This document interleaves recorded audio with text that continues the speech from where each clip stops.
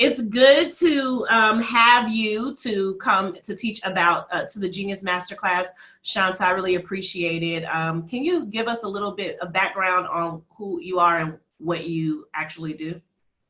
Yeah, so I am a contract specialist for the federal government. I've been in kind of total acquisitions for about 15 years.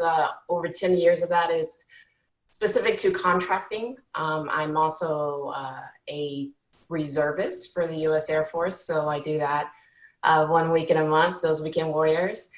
And I have experience within contracting with just about everything. I've done within the federal government, there's different types of agencies. You have your DOD, which is Department of Defense, but then you have your VA and you have other different agencies. So I've dabbled in just about everything, but absolutely love my job, love the opportunity to help others because there is a lot of federal funds out there to help out small businesses. So I appreciate the opportunity right now just to be able to do that. So this is awesome. So there's going to be maybe about 400 to 500 small businesses. That there are 400 to 500 small businesses that are represented at this this virtual conference. So it's awesome. And we're trying to get as many, as much resources that we can get during this time, especially during a pandemic. So I started learning about government contracts maybe about 2 years ago. I had heard about them, but not really delved into them a lot. And so I signed up for a website called SAM, and then I just left it there because it was so confusing. So I'm sure that the rest of the people who are joining this class are also just as confused as I am. So hopefully this interview will help us, or this class will help us to kind of navigate some of these, the website and also just the funding. So you said that there's a lot of funding available. Where is this funding available at? So, and what I mean by funding available is that the government specifically, we have our own type of rules, policies, or regulations. And when it comes to small businesses, a lot did come about, especially in the Obama administration, to really set aside certain contracts just for small businesses. And so what we have is called the simplified acquisition threshold. Before that used to be 150K, but they recently, that has jumped up to 250K. So what that is, if we government are looking for a vendor or a contractor to come in and do something, if it's underneath that threshold, we have to set that aside for small businesses and give them the opportunity to go ahead and get those contracts. So what I mean by there's definitely funding and money out there is because for a lot of government type, I guess you can say what we're looking for acquisitions, a lot of that falls underneath the SAT, depending on, well, actually too, depending on which government agency. So there's a lot of opportunities to go ahead and for a small business to be able to make money. And we're posting all of that. We have our websites, which we'll delve into for sure. And that's where people can go ahead and see those opportunities. So the money is coming from the government itself, and then it trickles down into different agencies to whoever needs whatever they need at that point. But it's hard, well, in my eyes, it's hard to start. So for somebody like myself, how would we just start this process, which so many of us think is like tumultuous? It is a lot. And I would say this because anytime you're dealing with government, it's a lot of red tape. Usually on the outside, for somebody who has a small business, they can come up with their business plan, they get somebody to fund them, and they can just go out and sell their product. Pretty simple. For the government, like I said, there's a lot of red tape and there's regulations and there's a certain type of way we need things done. And that's just to make sure that everything is on the up and up for both sides. So for a person who's starting out, if you know what your small business is, you already kind of have that established. For instance, maybe you have your name, you know exactly what you're going to do. You mentioned SAM. And SAM is the System of Award Management. And that's what we use as a government to be able to award contracts to small businesses. And you're registering with that, which you said you started the process. You got registered, but you just didn't know where to go from there. Right. Recently, especially those couple of years ago, SAM, we have another website called FBO, or Fed Biz Ops, which is Federal Business Opportunities. A lot of these websites were separate. And now recently they put everything all into one. So Okay. now you can go into one website, which is sambeta.gov, and there you can register, like you said, for your business to work with the government, but also too, you can go there and find government opportunities. I think for a lot of people is once you have a small business and you're trying to come over to the government side, is finding out exactly one, what the government is looking for, but also two, finding out what exactly that you're selling within government terms. And what I mean by that is we like to use NAICS codes, which is a kind of way to identify exactly what we're looking for. And once you're able to find out through that list, and it's something you can Google so easily, is NAICS, NAICS codes. And it's a national numbering identification system that allows us to go ahead and kind of pinpoint what we're looking for. So with you as a small business, if you were starting out, you registered for SAM, you're like, hey, maybe for you, I'm selling these shirts or I'm selling these chairs. Well, I'm gonna go look up on the NAICS and figure out what exactly does that mean in NAICS terms. And it's very easy to read. And you can identify yourself there. And even when you register for SAM, you should have been able to put down certain NAICS codes, and then that's how you're able to use that and be able to find business opportunities with the government. Okay, so I just put down several NAICS codes because I didn't know what to put. I mean, I was like, I guess I do everything, which is not right. You know, it's not Right. And I was trying to figure, I was like, but I want to cast the net broad or what have you. So you're saying don't do that. Figure out what it is exactly that you fit in and pick maybe 5 to 10 or what? Whatever it is that you actually do. Okay. So if you know that, hey, this is my set thing, this is what I know I can give the government, I know I can procure this, and I already kind of have a system in place on how to do that, that's your niche. So find your niche and then stick with that. And I guarantee you it's literally probably, I don't know how many codes. But even then, if you don't want it something so specific, you'll also find with the NAICS codes, they have the ones that have the 99 after and those are your general. So that's like a general area because maybe you don't want to specify it down too much, but you say, hey, I know I'm in manufacturing of furniture or of something. So I can put this general number down and then that should be able to also to help you to look for opportunities. Okay, so I go to the website, I register, making sure I have a DUNS number, and which you can get DUNS for free, right? Absolutely. So I go get a DUNS number and I fill out the SAM's beta application with the NAICS code. And then what's my next step? From there, you should be waiting for approval. So if you get approval, what they're going to do is issue you a CAGE code. That CAGE code is pretty much government specific and is something for us to identify that you as a small business, you're registered with SAM and you're good to go. And as far as for our finance system, we can put you in a CAGE code, or if we need to look you up for some particular reason, we can use that CAGE code. Like I said, that's usually more specific with us for the federal government. So once you get that information, literally off of that same website, they have a drop down and it says contract opportunities. There you can go and you can click that drop down and you can put in keywords, or you can put in that NAICS code, the one that you just got approved for.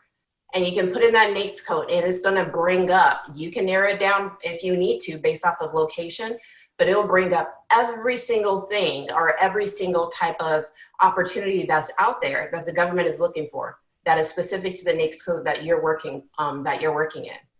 So I will say this, when you are looking, if you're actually looking to bid on something, those are those things, requests for quote or request for a proposal. So you'll see a RFP or RFQ.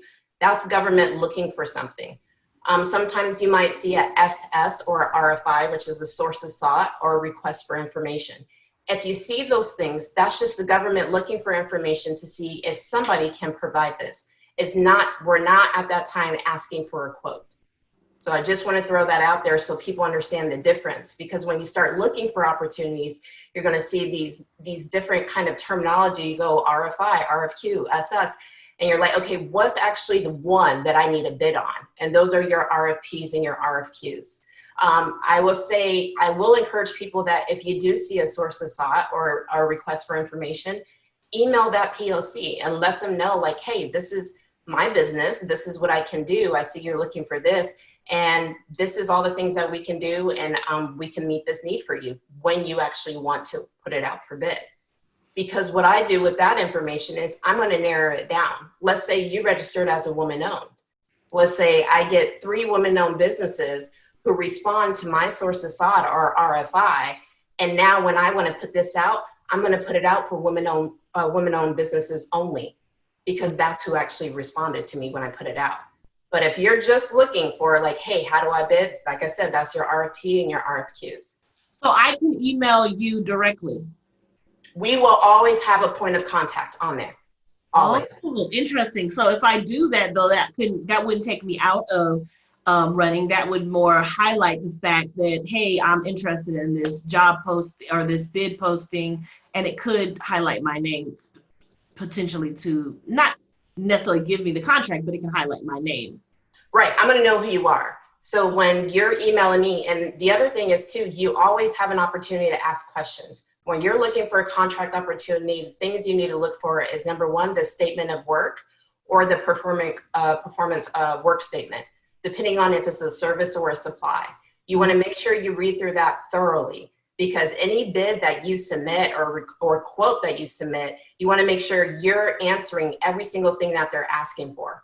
Because if not, now you're out of the grouping.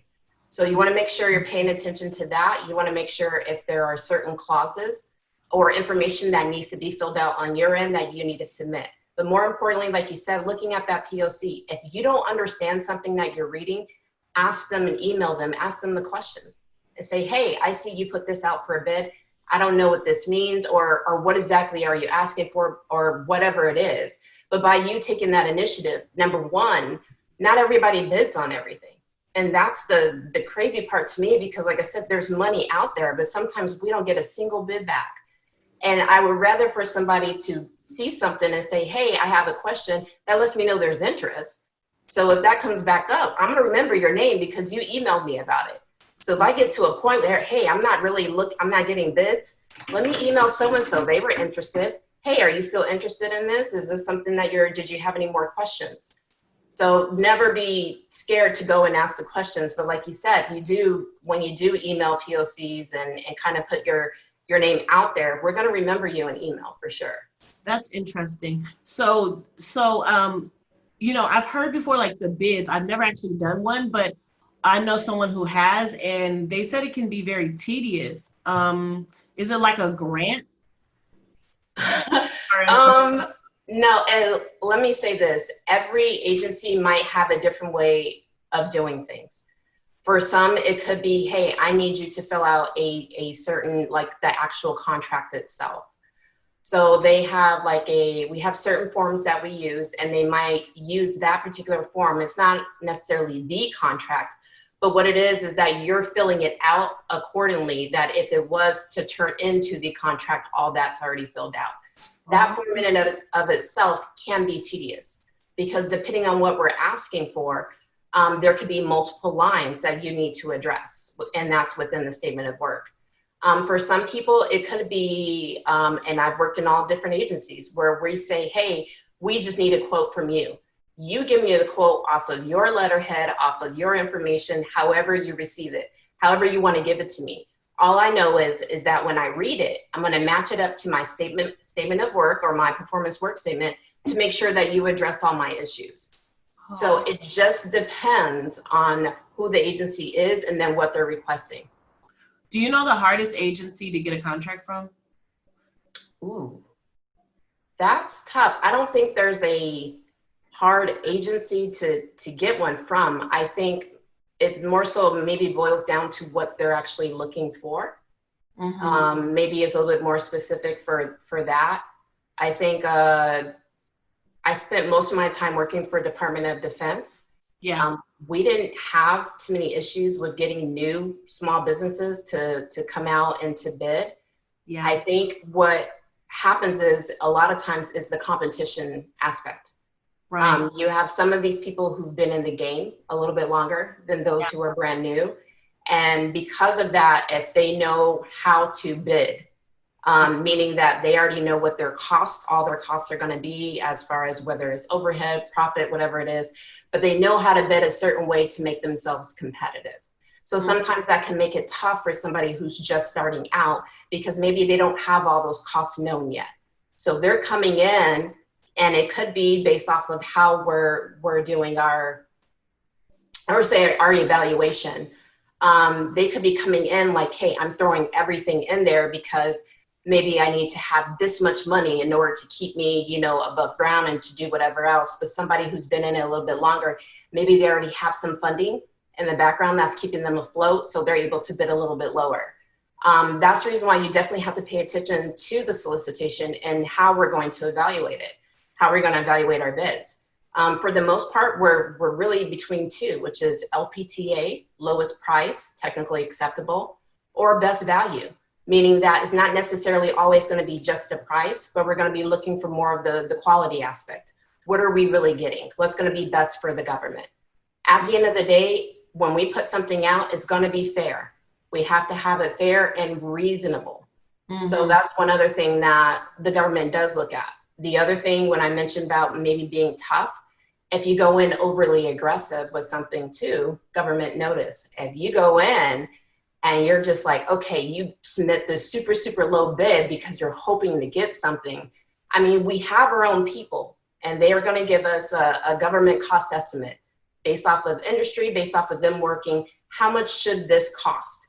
Yeah. And so we have that. So if you're coming in extremely low, if I see that, number one, I'm thinking maybe you don't understand what I'm asking for because that seems extremely low.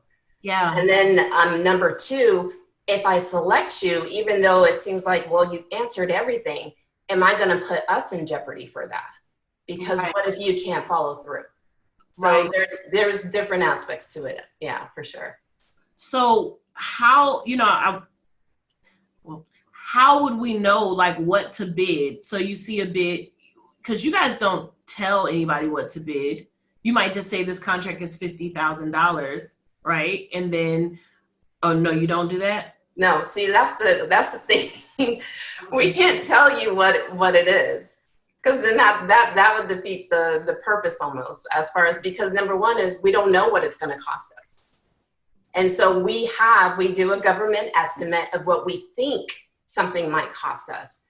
But if we gave that information out, anybody can try to just match that. You know what I mean? So then it's just like the whole point of the government is to try to make it fair and give everybody opportunity. And so okay, go ahead. What I mean is, if it's like you guys have $100,000 to do something in the city, so you can't even give that information that you have $100,000. That's the contract in the beginning, and then no, they can't do that. Oh no, we can't give you that information. Think about it this way. And I just want to make sure I'm understanding it. You're saying if we were to if you go out and look on opportunities right now, if you went to go look for contract opportunities, if you put out, hey, I'm looking for somebody to do this job and I got $100,000 to do it, you're going to have a whole bunch of people bid at what amount? Because they're looking for profit at near the $100,000. But they could probably do it for less, but they're not going to give me that because you told me that you're going to do it for 100. Got you. So yeah, so we can't put that out there. And the other thing, yeah, go ahead. I said, no, I'm just saying, oh, okay, I get it. Okay. Yeah. So it really wouldn't make sense to do that. Okay. Yeah. I was just trying to figure out how would we know what to bid. I guess you just have to do the research. Absolutely. And that's where you're going to start. And so there's a lot of stuff that's out there. One of the things is we have to report every single, for the most part, usually anything over 10 grand for sure. We have to report it to, it's called FPDS. And it's a federal procurement kind of database system where every contract that has been awarded is listed there. And you have access, I have access. And meaning that people who want to have access, they can go and look that up because we have to put that out to the public. This is their tax dollars. They need to be able to see what we're spending money on. So that's probably one of the best places that you can actually look. You can Google so easily, just, hey, on maybe there's a website called like GovTribe, and you can go on there and Google maybe for certain contracts and just say, hey, contract for chairs. And it might be able to pull up recent postings, and then I'll also give awards. The same thing for sam.beta.gov. When you go into there, remember I spoke about they have the source of SOP, the RFIs, whatever. They also have award notices. Okay. Those notices let you know what did this contract award for. So that should give you a gauge. But at the same time, if you're going into business, you also need to figure out what's best for you, because what somebody else can afford might not necessarily be what you can afford. So I wouldn't want anybody to bid based off of somebody else's, but if that's not in your realm to do, you still bid based off of what you can do. Okay, I remember one time you were saying that there's two different types of, well, not two different types, but there's a type of contract that doesn't have to be bidded on. Right. So, oh, you mean like to be published out? Yeah, published. Yes. Oh, okay. Right. So, for some of the rules that we have, or if you want to say the regulations we have for contracts under 25K, what we can do is we can actually just kind of reach out. We don't necessarily have to publicize it. Mm-hmm. So we always have to still need to find competition. But if it's underneath that amount, what I can do is I can go and I can do market research and find out, hey, using the same things that I just talked about, hey, who's done this? And I can reach out to individuals, hey, would you be willing to let me know how much it would cost for this or that? And so those are those things where they're not necessarily going to be published on the Fed bid opportunity, but it's something to give us underneath 25K to go ahead and reach out and still garner competition. But because it's such a low dollar, we can kind of find, three people, at least 2 or 3 people, and then get some quotes and then be able to award from there. Is there a lot of contracts that are below 25,000? Well, contracts that are below 25,000? Not really. No, I mean, it really depends on your agency. When it comes to supplies, there could, especially for supplies, depending on where you're at, that could actually be a lot of the contracts. So an agency might just have contracts for maybe different types of, I don't know what kind of supplies, maybe medical supplies where they're buying just a whole bunch of gloves, or they're buying just a certain amount just to restock. I mean, obviously during a pandemic, these amounts are going to be a little bit larger because we're going to need more ends. So those will most likely be publicized. But let's say for a hospital, they need gloves or they need a mask, which normally during pandemic, they're pretty cheap, 20, 30 cents. So you can get a lot of masks for under 25K. And then you can still find a few people who are able to, hey, as long as they're registered within SAMs and everything else, get that competition and still award. So opportunities out there. You're Googling companies that are, well, if it's under 25K, they would be companies that are already on SAMs and already on Google too. So you would be checking out their website too. Well, so there's a couple of things. So SAM for sure, because we can't award to anybody who's not in SAM for how it is. So that's our vetting process. You have to register through SAM in order for us to go ahead and award. But also too, they have a small dynamic business search kind of website, and you can self-register there. And I can go in there, and that's a tool strictly, well, not just strictly for me, but it is a tool that I use that I can go in and type, hey, what am I looking for? What business can provide this NAICS? And it will give me a list of every business within the area who provides that exact item that I'm looking for. And then I can go ahead and narrow it down. I can look at it and say, okay, well, there's a bunch of hub zones. Let me go ahead and do that. Oh, there's a bunch of, minority owned, or there's something else. Let me go ahead and narrow it down to that. So me as a Black woman, I would fit women owned and minority owned business. Right, absolutely. So I would apply, I would go get my certifications for those two. Right. So I would, so for the federal government, we have kind of like small business goals that we have to meet. Every agency has their kind of percentage or whatever goal that they have to meet for that fiscal year. And our fiscal year starts from October 1st to September 30th. So we're getting ready to close on this fiscal year, but we have to meet those goals. Our programs, we have the 8A programs, which is, hey, you're minority owned and some other types. But we also have one strictly for women owned. That's a business goal area. Hub Zone is a major business goal area. as well as for our veterans, our service disabled veterans. And so I will say if you can get HubZone, that's huge, because that is probably one area, it didn't matter where I was working at, it was a hard to fill because you couldn't find too many people who were within that, but we still have that goal we have to reach. So if you're in an area where your actual physical location, your job is in that area and you can register as HubZone, that is huge. I will say they are making some changes with the women-owned. Right now you can self-register, but starting October, you have to do it directly through the SBA. So just some things to keep in mind. What do you mean you can self-register right now? So if you go to the small SBA.gov, if you go to the small business website, SBA website, excuse me, you can look up different types of, they have so much information. But you can look up particularly, hey, women-owned businesses. How do I get started? And they actually have that information there where you can self-register, and they have a link where somebody can self-register. There's people too, there are third parties that help you register because the registration process, if you've been through it, depending on how it is, it can be cumbersome for some. So maybe they want to use a third party to try to help them get through. And then also too, actually doing it through the SBA itself. So that's where you can do that. So does it cost? No, it shouldn't cost. And I say shouldn't because I don't know what third parties. I'm not sure if they're charging. Yes, they probably are charging. I think a lot of money to do it, but U.S. government isn't doing that. It's just people trying to get information. Right.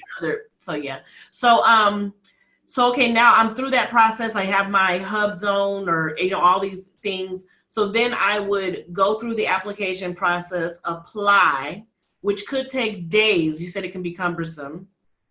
Yeah, applying and actually getting the applying part, it just depends on the individual, but you should be able to go ahead and submit the application.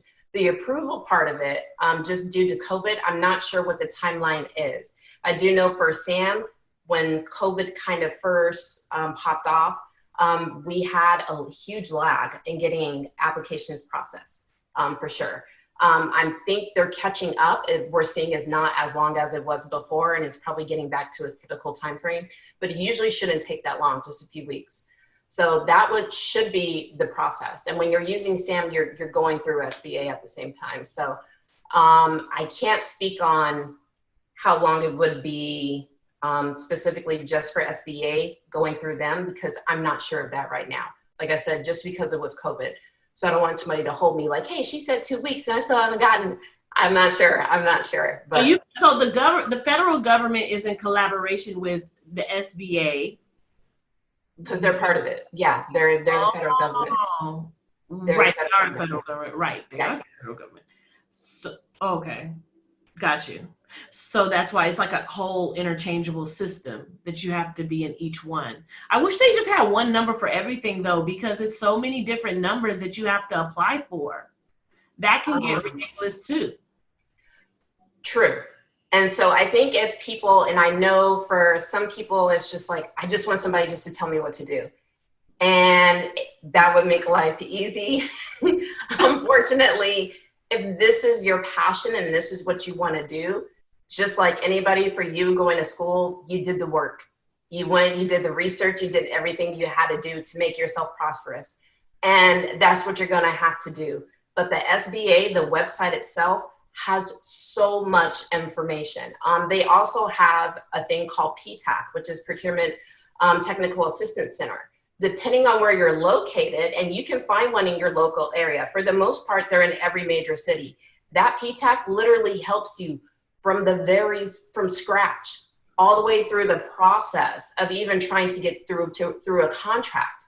That's what they have those things for. But all of those resources are there if you want to do the research. And I will say this, all of that is on one website. So it's just a matter if somebody really wants to take the time. Now, granted, there's a lot of information on one website, but you can contact that PTAC if you can find one in your local area. I highly encourage people to go out and do that. There's people that will charge you so much money and say, hey, yeah, I'll help you out and go through the process. And they do. And they have some that are very successful, help you get through your first contract all the way from start to finish. But not everybody has that kind of money to put out right away. Yeah. And so that's what PTAC is for. And they're with the SBA and they're there to help you.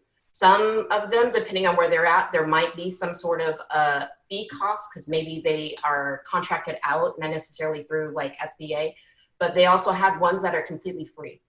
And they're there to help you, whatever questions that you have, and say, hey, all right, I'm here. What do I do next? All right, let's get started.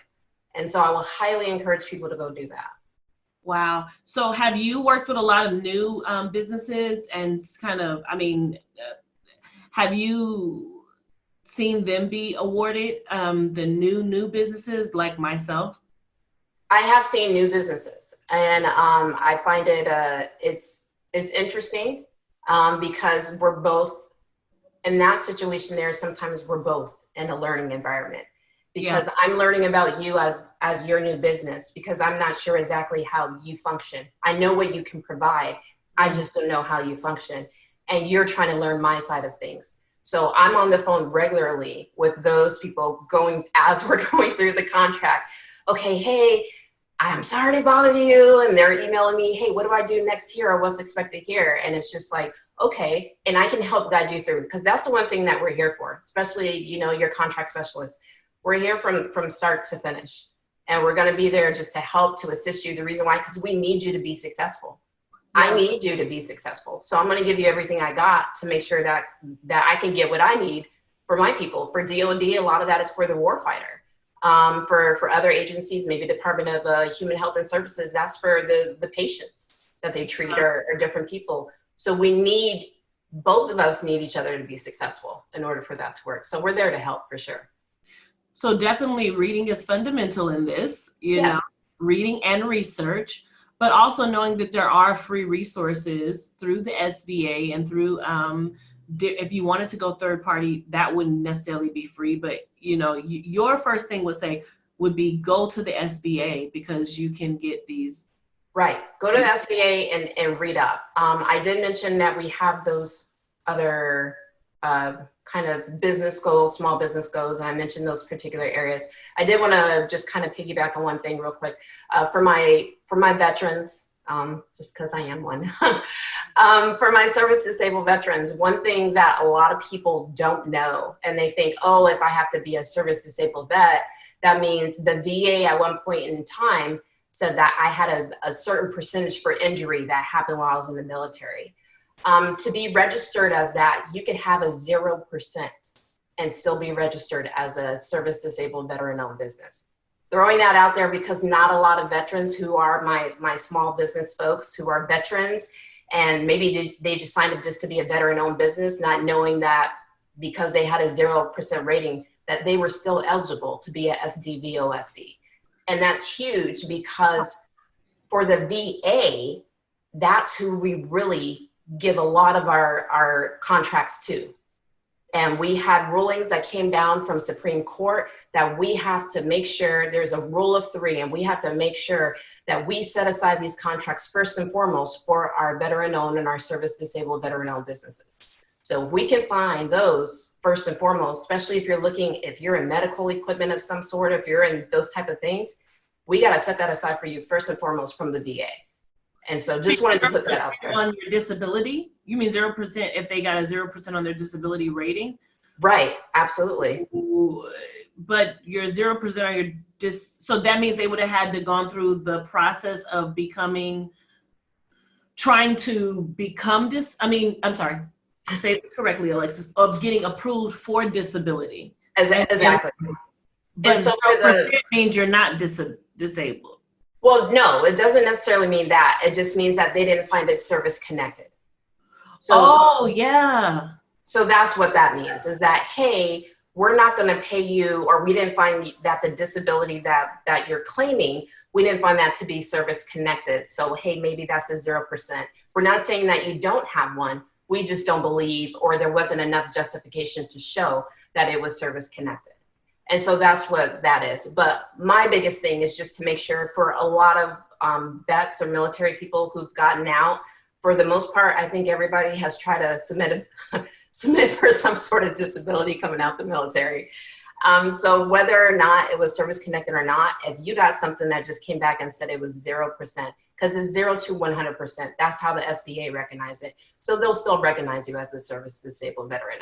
And like I said, there's a lot, especially when it comes to the VA itself, the contract opportunities, huge for the veteran-owned and service-disabled veteran-owned businesses. That's awesome. So imagine if you had like the veterans-owned, the woman-owned, and the hub zone. You're killing the game if you got all that.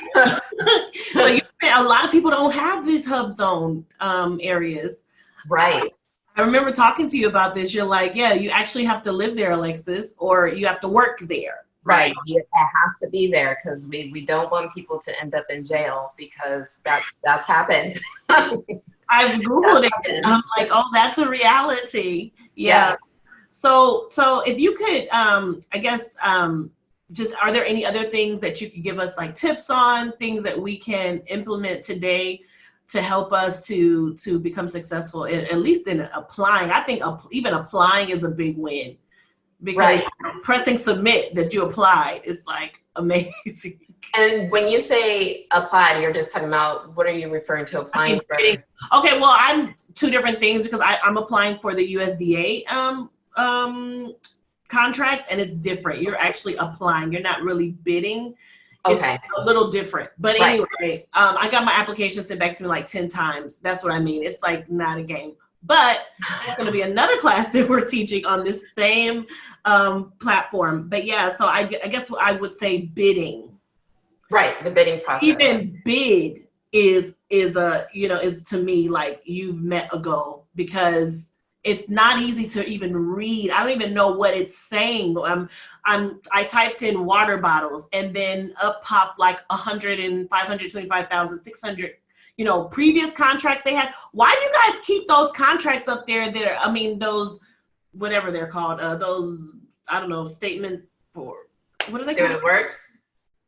You talking about that, or just even RFQs and RFPs, like the ones that have that from it said ongoing, but they're from like 20 years, like I don't know, 10 years ago. I was like, why don't you take it down? Well, that's also a database that we keep track of things as well. Oh. So what I will say this is that you just spoke on it. When you're doing your search, narrow down your search. Look for actual dates. And maybe for you, maybe is looking for a date, maybe within the last, 60 or 30 days. Because you want to look to see what's current and what's going to be coming up due. Yes. So I will encourage people to, when they're doing their search, look for those dates. Again, pay attention to what people are asking for. Are they asking a request for quote, a request for proposal, or are they just requesting information, that sources sought, that RFI? Pay attention to those things, because if you're trying to make the bid, you want to make sure you're doing it on the right opportunity that's being out there. I will highly encourage people. I know it's tough because we have people in the government who are writing these statements of work or these performance work statements. And what it reads like, we understand, but it doesn't necessarily translate over into, I guess you could say, the civilian world. Yes. That's why I highly encourage, ask the POC, what are you looking for? That's what I need to know. What exactly are you looking for? And then also to pay attention to all the attachments. That's key, because if you don't notice all the attachments, you might go and submit something, but you missed something key in the attachment that you were also supposed to submit. But you didn't pay attention to all that, because for some of us, we look at something, oh, I could do this. Oh, I could do this. And we type up and let them know we do all that. And it could be something small. I've worked in offices where, hey, maybe we need a BAA, which is a business agreement, where we need you to actually sign and read everything and say, hey, yeah, you're willing to go into this business agreement, and it's a separate piece of paper, but you're required to turn it in when you submit your quote. So if you don't have all that information, we have to dismiss you. We can't accept your quote. My biggest thing is, because this has been happening recently, pay attention to the time that something is due. If you look at the cutoff date, there is always a time. And for the most part, for some reason, especially lately, I think people have been getting caught up We've been seeing where people are submitting something and they could be submitting it literally just an hour later. And maybe they misunderstood a time zone. And they could have been the best price or whatever else, but they were late. And so I can't consider you because that's not fair to everybody else. So I know it's tough and I know it's hard. But one, if you see something you don't understand, ask questions. That POC right there should be able to tell you exactly what they're looking for. And what sometimes POC again? I'm sorry, what was that? POC again? The POC, person of contact? Oh, person of contact. Okay. Yeah. All right. No worries, or point of contact, however you want to say. They're listed right there. And if you reach out to them, and sometimes we as contract specialists, especially if it's technical, we don't know. We might not know either. We read something, a statement of work, and we're like, okay, yeah, that sounds good. But we have a technical POC that we can reach out to. And so we get with them, we're just like, hey, break it down into regular English. What are you looking for? And then we're able to go ahead and kind of bring that back to you, whoever's asking those questions. Can you tell me where funding, I don't know if you can tell me this, maybe you can tell me this. What funding is being released right now where there should be a lot of contract money being released? Like what area? Do you know what area? No, it doesn't necessarily kind of work like that. So if somebody, and I know it's tough, especially now with the way that so much is going on within politics and everything else, but every year there's a budget and we have a budget that gets approved. Well, hopefully gets approved unless it continue until they come to an agreement. Once that budget gets approved, the monies will start to fall or they'll trickle down to agencies. Depending on what that agency is looking for, that's how they would disperse the money. We don't necessarily know or always know what the wish list is, because depending on the agency, maybe for Department of Defense, maybe it's a new Humvee. And so that money might be going down to pay a contractor to build a new Humvee. Maybe for the VA, it's like, hey, equipment or this new kind of medical supply that we found is a lot better and more absorbent than something we had before. So I'm not sure how all that goes. This is as far as in regards to what you're asking, how I know it falls is that once we get that budget, that money trickles down to the bottom, to the agencies. And for the most part, a lot of the contracts we do, because you have your supplies, but you have services contracts. Those are usually a base plus 4 years.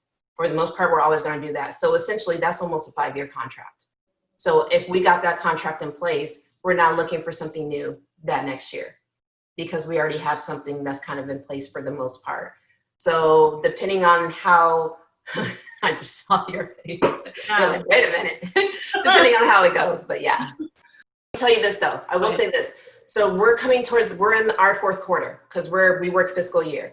So what that means is that this is the time where people who haven't spent all their money, they're going to go out and find a way to spend money within the government.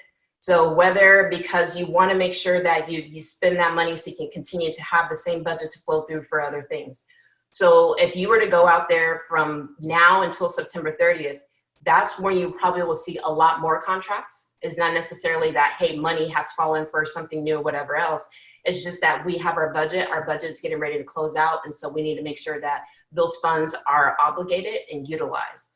So I will say that during our 4th quarter, which usually starts from July until September, that's where we're really kind of more and more contracts or people who are looking for opportunities.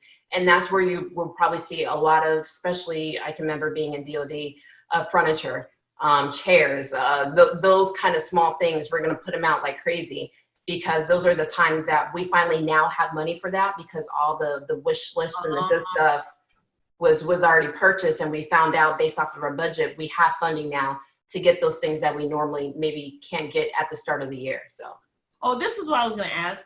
Let's say there is like a Humvee budget that you're not actually telling me what it would be, but yeah.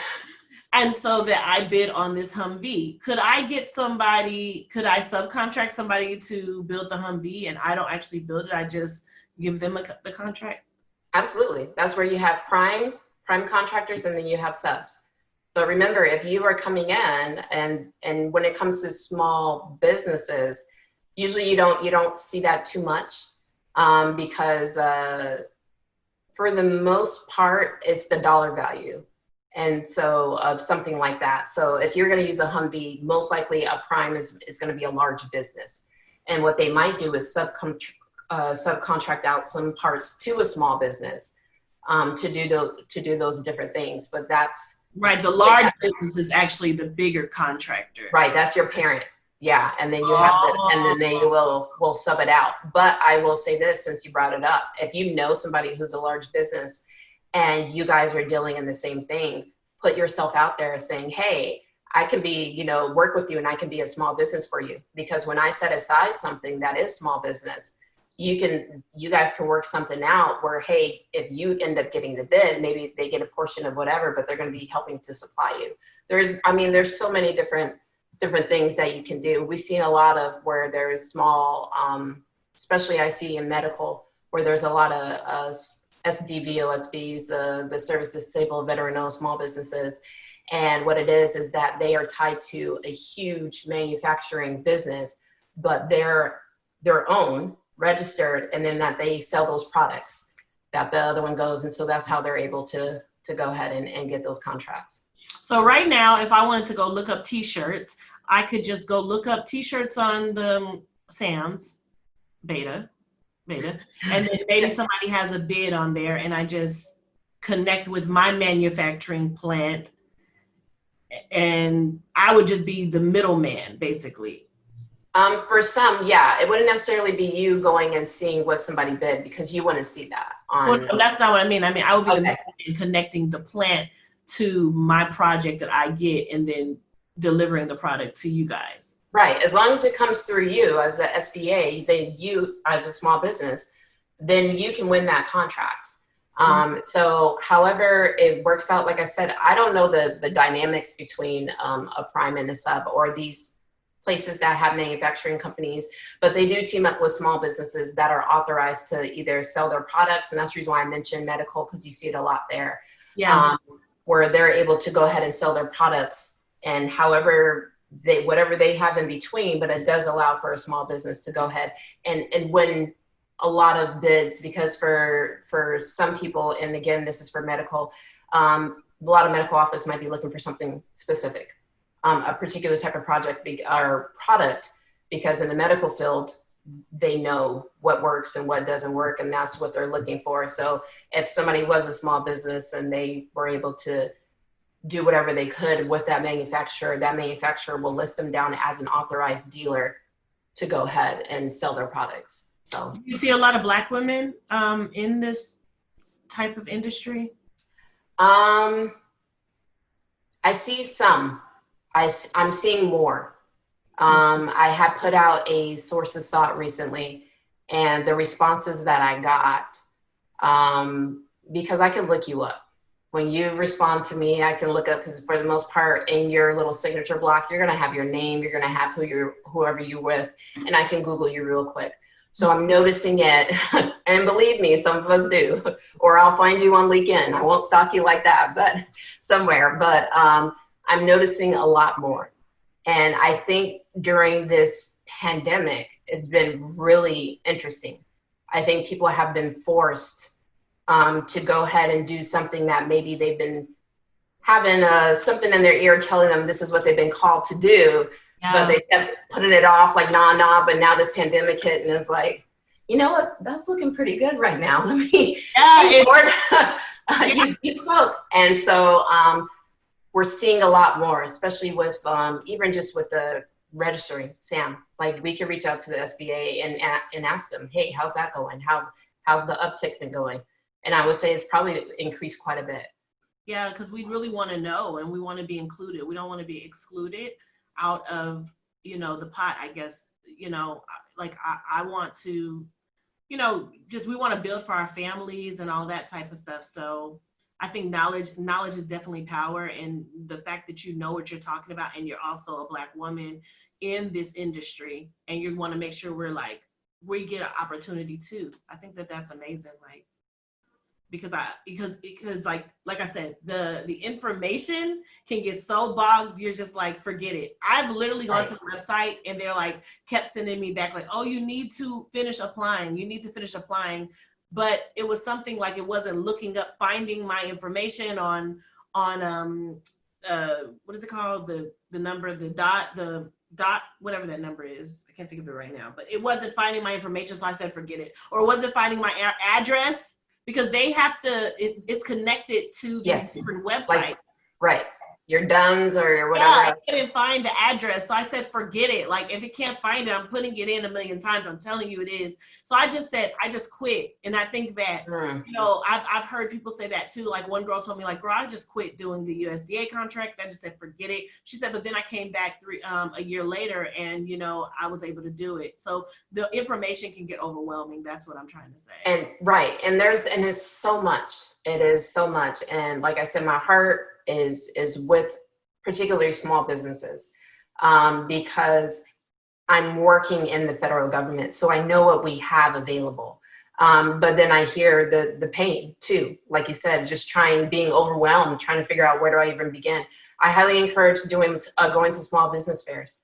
They are huge, and there's one, they travel to every major city, and matter of fact, that's where you'll find us.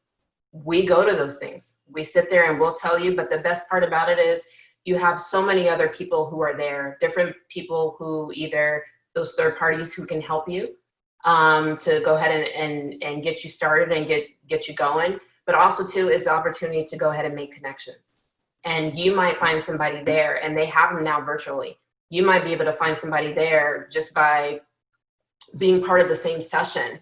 And you guys can team up together. Like, you had a friend who quit, and then now I came back to it later. All right, now maybe that friend can help you kind of like, all right, it was long, it was intensive, but let me help you get through this process. Because that's what it's gonna take. Unfortunately, there's so few of us, and there's so many people that we're trying to get this information out to, but it is a lot and it's cumbersome. And like I said, overwhelming, but I want everybody to have a piece of the pie. I mean, if I can divvy it up in millions, I would just go out and just hand it to everybody. But at the same time, like I said, you have to push yourself to want it. Yeah. And to go ahead and, like you said, when you get through and you're frustrated, just remember that if you heard this, if you knew you were called for this, don't give up on that, because he didn't give up on that. So keep pressing. So. I love that. Well, thank you so much, Shawnta, for joining us today and just giving us these tips. Is there anything else you would like to leave us with before we finish? Keep pressing. Don't give up. Like I said, find a way to make connects. When you first posted, you were so excited. You're like, hey, I just registered for whatever. And so many people were like, hey, I'm trying to do the same thing. You guys now all have something in common, but I guarantee you somebody might be a little bit further, figure out where they are and how they get there. Everybody be a helping hand to everybody. And like I said, those, even if you're not even looking for a contract at the time, find a POC, annoy them, email them, ask them questions. And I would encourage it, because the worst somebody can tell you is no. But if you never try, you will never find out. So I love that. I love that. Thank you so much, Shawnta. We appreciate it. And I don't want to give your contact information because people are going to annoy you. They can annoy the POC.